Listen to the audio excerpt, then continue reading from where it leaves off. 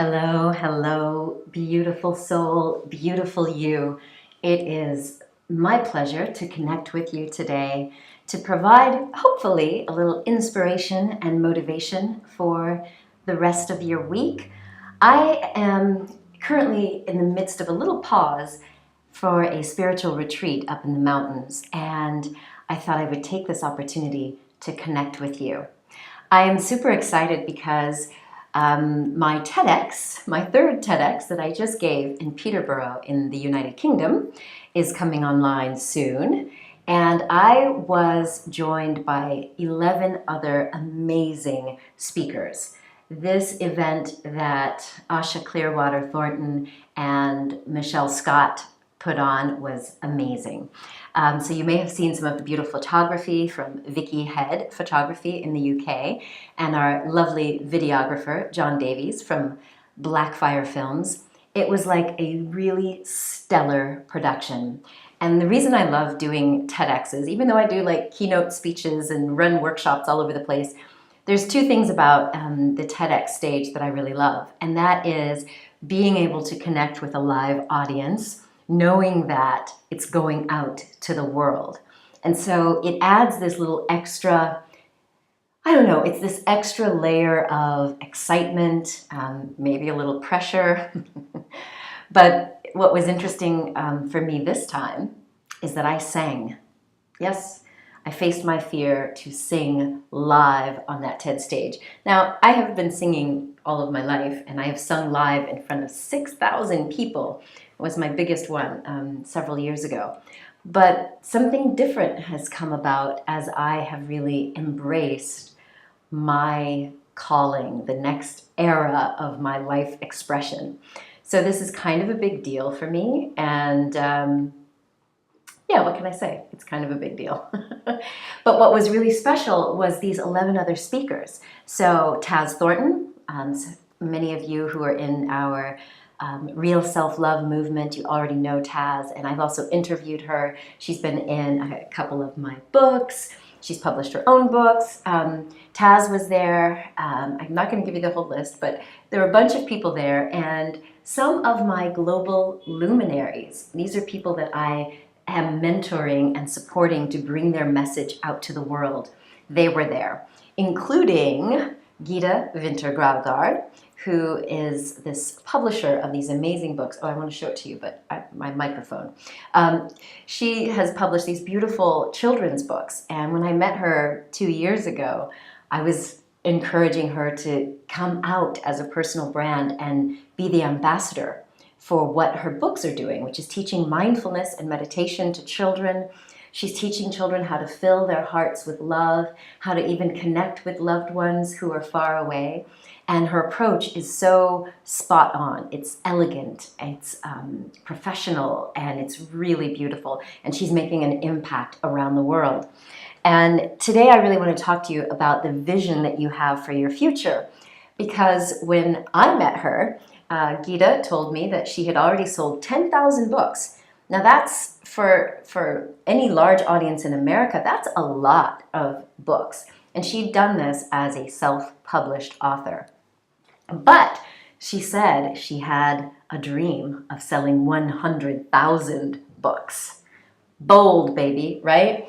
And I was thrilled by that because that's what we want, right? Like we want some big, bold goals. And I told her that at that point, she really did need to come out and speak, be the voice that speaks for her books. And so at her TED Talk last month, she really stepped it up a notch. But here's the thing.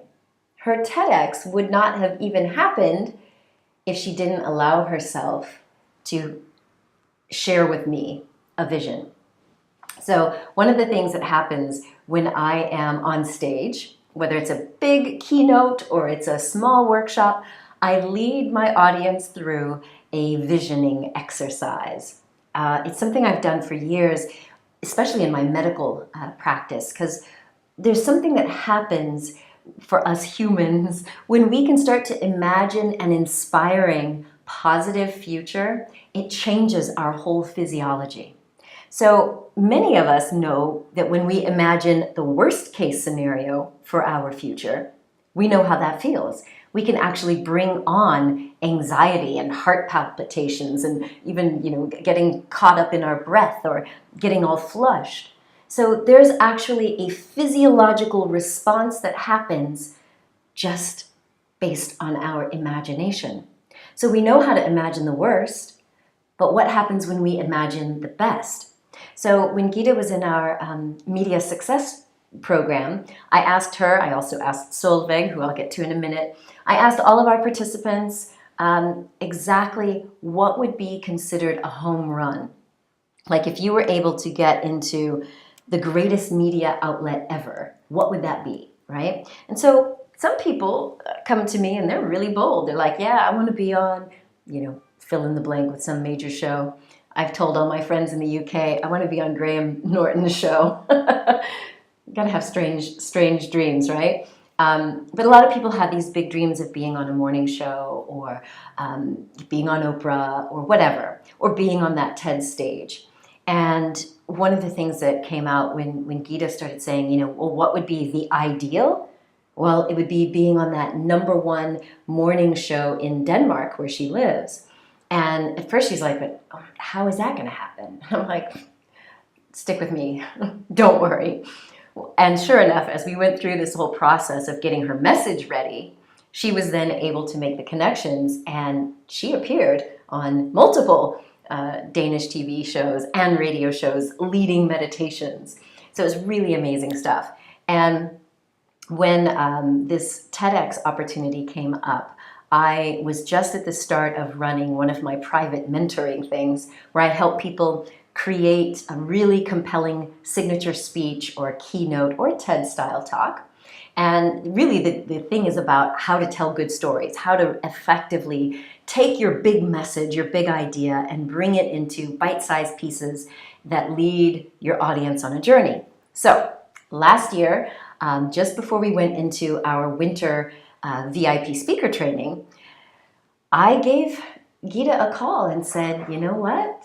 I'm about to do a TED in Peterborough, and I really think you've done so much work, you're ready, like your message is ready.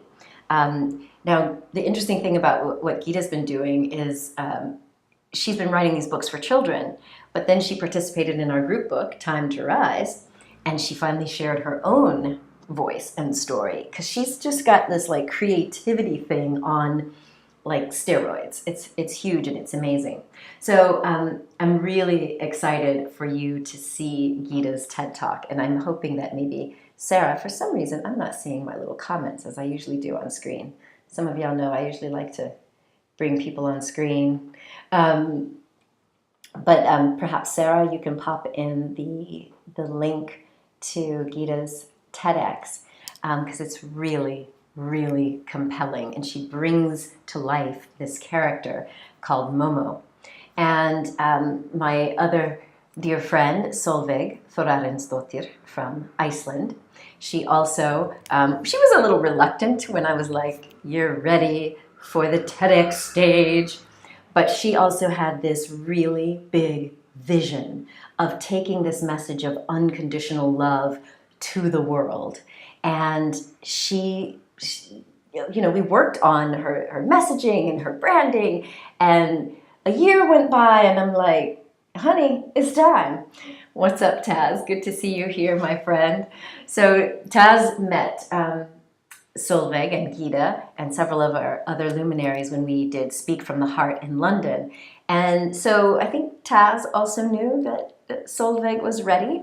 And lo and behold, when she applied for the TEDx, she was accepted.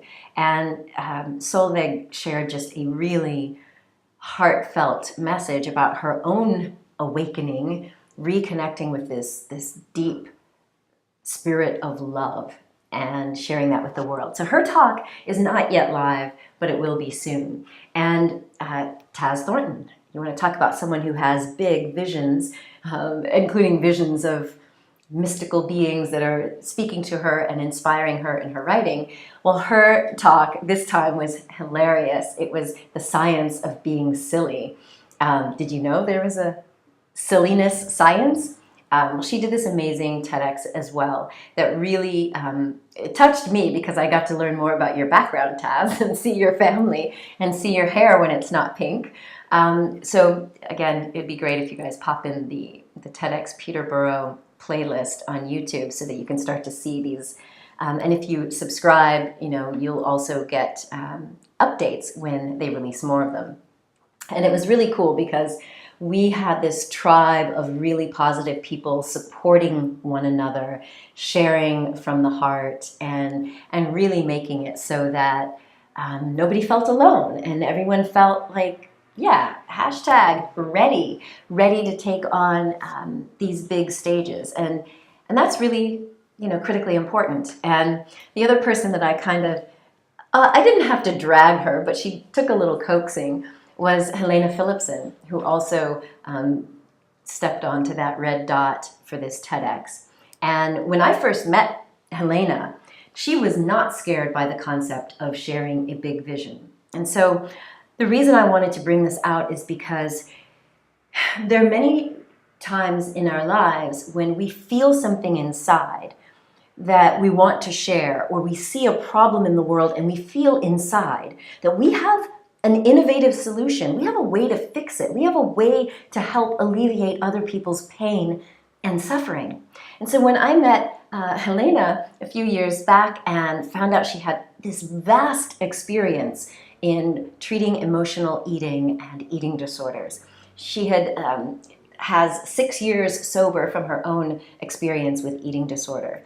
And based on her expertise with the addiction model, recovery model, and creating her own freedom from emotional eating program, I instantly had a vision of where she could go with it. Just by way of background, for several years in America, I had a big wellness center, and I was also treating binge eating disorder and other kinds of addictions and impulse control behavior problems. And so I have a background in treating eating disorders with a holistic program and served as the president of the International IADP, the International Association of Eating Disorders Professionals. So I've worked and spoken all over America in this realm. And so as Helena was telling me this, some of you know I'm a visionary. I get in the zone. I could see her going around the countries and speaking at eating disorder conferences and treatment centers, sharing her story of recovery, sharing her tips of how she helps people reclaim that sense of self-love as they're going through recovery. And it was mind-blowing because I could see it. And when I shared it with her, because that's all I am, is I'm a mirror. I tap into whatever genius is going on in you. I see it big and clear. Sometimes I verbalize it because that's my thing. I'm a wordsmith. I like putting words together. And then I reflect it back to you.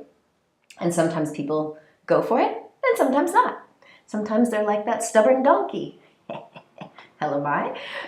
And sometimes they're ready to jump on. And hey, Shelly, I'm glad to hear you want to be next, baby. Yes.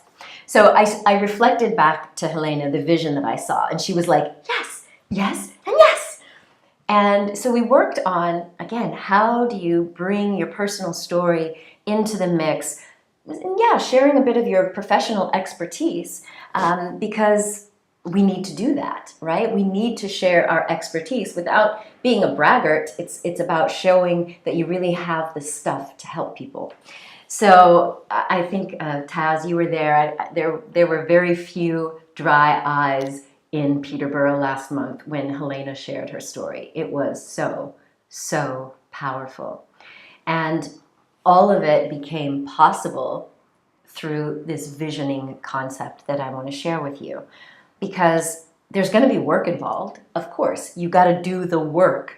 We talk so much about, being in the flow and going with the flow. But if you think of it as kind of like a stream, or as beautiful Gita, she gave me this leaf thing. But she says to her it feels like a wave because now she's literally riding the wave, doing all these talks and books and, But if you think about the flow of a body of water moving, there comes a certain moment where you may have to row, even if you're going with the flow. I mean, otherwise that flow may take you to a shore or an island or some rocks that you weren't necessarily aiming for. I mean, obviously, if we are fully centered and grounded and we can become one with the Tao, you can actually go with the flow of life and let it take you with confidence where you need to end up. But for most of us, that really takes deep spiritual discipline. So for sometimes we might launch our little boat off into one direction, then we realize that's not where I want to be. So you've got to do some rowing or paddling or whatever. Hopefully you've got like a motorized engine. Anyway, I say all of that to say this. Oh, and Janet Anthony, Dr. Janet Anthony also says she finally got it and she's ready. Girl, I've been waiting on you. It's the same thing with you. You have so much to share. So this is the one frustration for me being a visionary, is because once I get into the zone with someone and I can see a potential future of where you can go to share your gifts and help people, I get so excited. And then I'm like, come on, let's do it.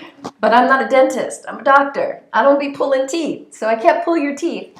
But one of the things that you can do for yourself is allow yourself to dream and allow yourself to dream big, and not be so afraid of that. And I know that can be scary.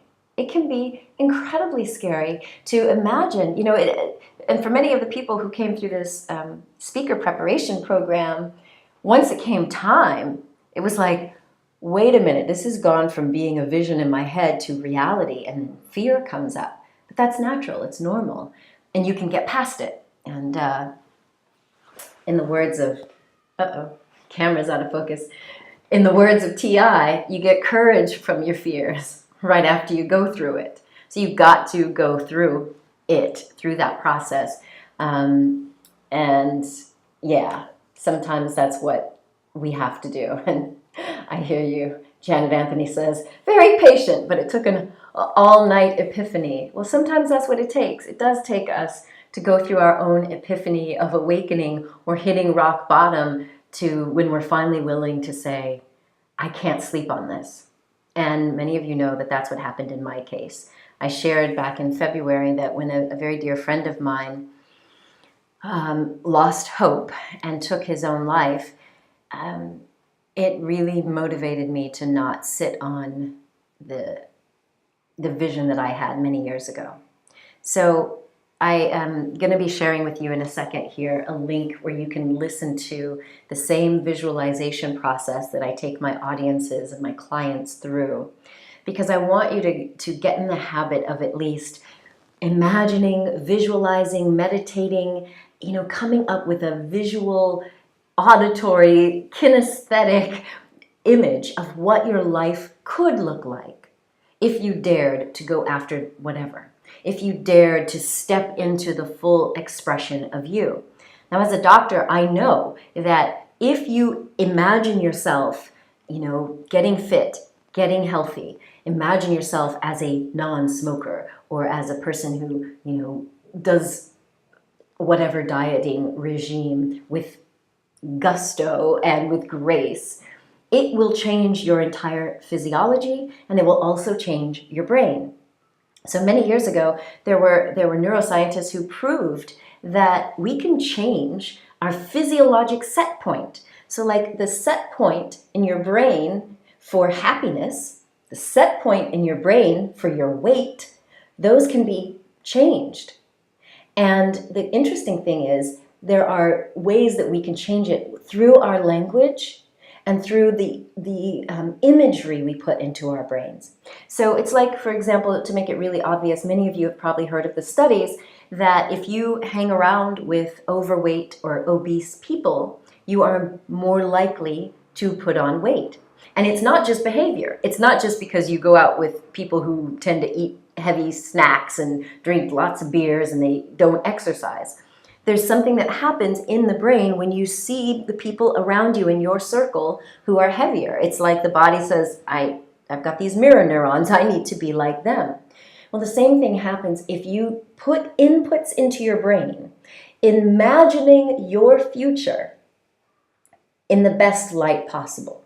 So just like you can worry yourself to death over the worst possible scenario, we're inviting you to engage your brain and engage your whole physiology to imagine the best. And so, oh wow, that is quite a quite a URL.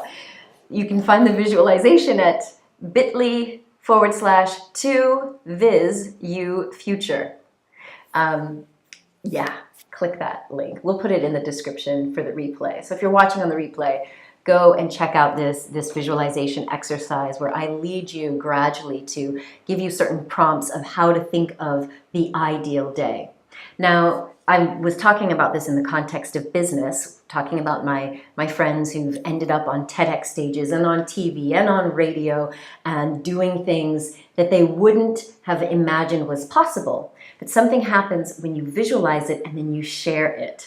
It's like that old scripture that says where where two or more are gathered and could agree in my name, so we can manifest things. So something that has happened over the last few years, I don't force you to do this, but many people when they're in our workshops, we lead them through this visualization exercise, visualizing yourself in the future, accomplishing whatever goal that is, which it could be a physical health goal, an emotional goal, getting a new man, getting a new business, whatever. But once you do it, I invite you to share that. So you can write me an email, you can make comments in the comment section. But once you verbalize it, it's best if you verbalize it, because then you can have someone mirror to you. And don't go telling it to those people in your life who are like, how are you going to do that? Don't. Instead, allow yourself to put on some dreamy music, which this visualization exercise has, beautiful music from the movie Interstellar with Matthew McConaughey. You allow yourself to get into that dreamy space, and then you share it with someone like, hey, this is the inspiring vision I have for my future. And many times if you're with someone who is positive, who is agreeing with you, you can bring it about. Now, remember, you can't just be in the flow and not row. You're going to have to put in some action. So whether it's getting an accountability partner, a mentor, a coach, or like my very dear new client, Rob Goddard says, everyone needs an Alex. And you'll understand more when you see his keynote speech. His dear friend Alex literally saved his life when he was contemplating ending it. And so by having that positive person who can help you, like, get out of your pity party, get out of your small thinking and visualize a future. Like, just imagine it. When you wake up in the morning, what is your life like? What does it feel like? When you get to noon, are you out and about having lunch with friends? Are you in an office? Where are you? And get a sense of how it feels in your body. So this visualization exercise will help you do just that. And it's absolutely a powerful way for you to take ownership of your life story. Many people stay in that victim mentality when they feel like they have to be subject to whatever hits them. And that is not true. You have a divine right to be the co-creator of your life. You can be the author of your own heroic life story. From everything from reversing health conditions, we know that we can impact the heart and our blood vessels, getting heart disease to decrease, and anxiety and depression. And it's about you reclaiming autonomy for your life and for your health and for your well-being. So I hope that this makes a little bit of sense to you. It's one of the things that I love about my work, because once we mirror and we get a sense for what needs to happen to bring that image into reality, then we start to see proof of it. So from these TED Talks to radio shows to books all around me to many of our people being invited to speak on other people's stages and doing all of these great things, and their health improving, their wealth increasing. It's one of those things that I love to see, because then you've got proof. And then when your little ego, when your little inner voice wants to be snotty, or when there's other critics out there, whether it's an outer or inner critic, when those little voices come up, you can say, hey, I got proof here. Look at my progress. See what I'm saying? So my friend, I do hope that you will stay tuned for the upcoming TED Talks from several of the other people that we just presented with on stage in Peterborough. It was a fabulous event. Really just stellar speakers, and I'm so grateful that I was able to share as well. You'll hear me singing live and sharing a little bit more of my story that you may not have heard yet. I know I've shared a lot, but I shared some aspects of my personal journey from self-hatred and depression to real self-love and owning my gifts. So the last thing I'll say is there are often times when the ideas that are bubbling up inside of you, the images, the visions, and the dreams, sometimes they seem like it's too hard to figure out how you would get them done, or how do you put it all together. Well, just know that here in this community, when we're here to support you, and you could join us at the Real Self-Love Movement totally for free. Just visit realself.love. And I guess I could type that up there, but it's not going to happen now. When you join the Real Self-Love Movement, you get to download the Real Self-Love. Ooh, that's not the Real Self-Love. That's another book that I'm publishing. Sorry about that. But hey, everything happens for a reason. If you happen to know someone who has a vision, who had a vision of a love relationship and then brought it to be, then this book right here, Manifesting Love, is one of our group books coming up this year. So thank you for that, Sarah. realself.love is how you can join the Real Self-Love Movement, where you'll get free resources for healing any of your internal emotional wounds, healing your inner child, reclaiming your sense of authority for your life. You'll get the free meditations, free manifestos, and free masterclasses. It's the 3 M's. Taz Thornton did a masterclass with us. Several of our other beautiful light workers and real self-love leaders have as well. So I do hope that you will stay tuned, check out those TED Talks, check out the visualization exercise, that guided meditation that's on the website, because I believe it will help you get to where you want to go in life. And of course, if you need some support, I'm here for you. So I wish you a wonderful day. I am going back up to the mountains for the last 2 days of our spiritual retreat. So needed for me to like recharge and really just receiving all of the beautiful wisdom and love from our Tibetan Lama and our beautiful spiritual community. So I will be out for a few days and back at you next week. Sending you much love. Bye.